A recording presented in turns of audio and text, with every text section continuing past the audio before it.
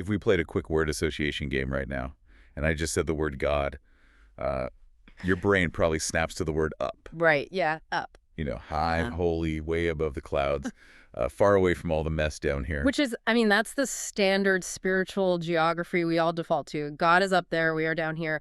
But today's deep dive into day 9 of the Upside Down Blessing Lenten series, it basically takes that map and completely shreds it. Yeah, it really does. We're looking at Isaiah 57.15 today, Uh-huh. and just reading the text, it feels like well, almost like a contradiction. It's a massive paradox. Isaiah describes God as the high and lofty one who inhabits eternity. But then in the very same breath, literally the exact same sentence, God says he dwells with him who is of a contrite and lowly spirit. So the absolute highest being specifically chooses the lowest possible location. Exactly. And I think that's our mission for this deep dive, figuring out why God moves toward us when we're falling apart.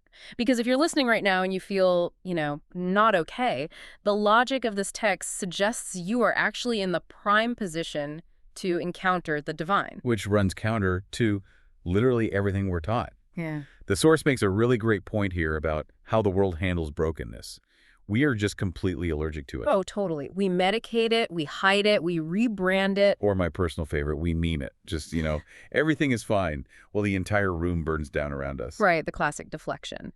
But the text contrasts that deflection with Jesus' approach. He doesn't dodge brokenness. He walks straight into it and calls it blessed. Though we need to be careful with the nuance there. Yes, very careful. He isn't saying the pain itself is good. He isn't glorifying your suffering. Right, pain is still pain. Exactly. It's called blessed only because that is the exact spot where God meets you.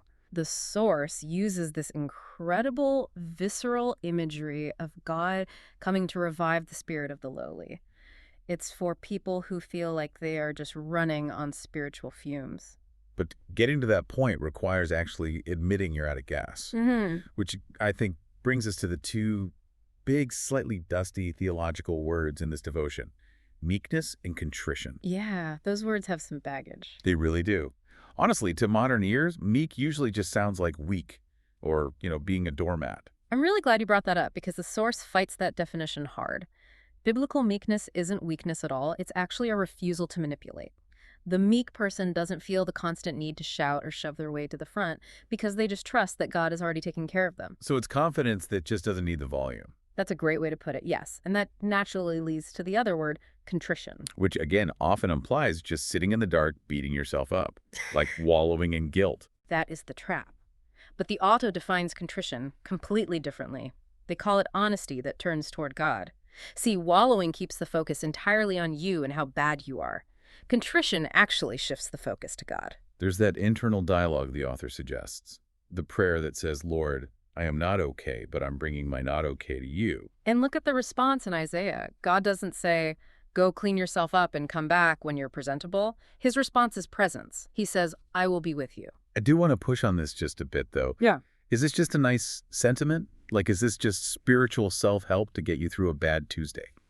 It's a fair question to ask, but the devotion argues this isn't sentiment, it's covenant love. It's the actual architectural structure of who God is. We see the ultimate proof of this in Christ. He is the high and holy one who literally took on human lowliness. Oh, the source mentions the bruised reed here, right? Yeah, that classic image. Christ doesn't snap the bruised reed, he binds it up.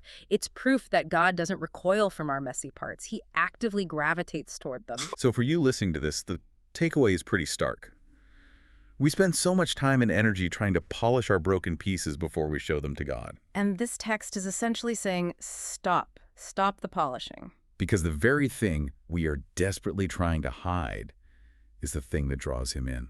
That is the provocative thought to leave you with today. Your not okay moments, the things you are most ashamed of, those are actually the specific address where God has promised to meet you. Man, that changes the whole game. It really does. As the blessing in the source puts it, may you sense God's nearness, especially where you feel most undone, and may comfort be stronger than shame.